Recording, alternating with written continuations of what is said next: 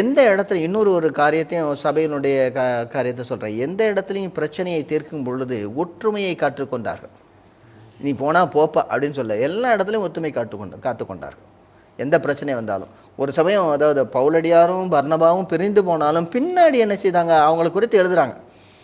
எல்லோரும் கேட்பாங்க, பர்னபா வந்து பிரிந்து போயிட்டாரா, கோவப்பட்டு போயிட்டாங்களே, கட்சி பிரிஞ்சிருச்சே அப்படின்னு. ஏன்னா 1 கொரிந்தியரில் எழுதும் பொழுது, 1 கொரிந்தியர் எழுதுனதுனா பின்னாடி, அதாவது 53வது வருஷம் 56வது வருஷத்தில் எழுதியிருக்காரு. அப்போ எழுதுகிறாரு, கைத்தொழில் செய்யாமல் இருக்கிறதுக்கு எனக்கும் பர்னபாவுக்கும் மட்டுமா இல்லை அப்படின்னு. அப்போ பர்னபாவை சேர்த்துருக்காரு. அப்போ பர்னபாவோடு சொல்ல நல்ல ஒரு ஒற்றுமை இருந்திருக்கு. அதே மாதிரி பின்னாடி இந்த மார்க்கை பற்றி தானே பிரச்சனை வந்துச்சு. மார்க்கை அழைத்து கொண்டு அவன் என் ஊழியத்தில் மிகவும் பிரயோஜனமானவன் என்று சொல்லி மார்க்கு உன் இடத்துல வருவான் என்று சொல்லி மார்க்கோடு கூட சேர்ந்து ஊழியம் செய்தது நான் பார்க்குறோம்.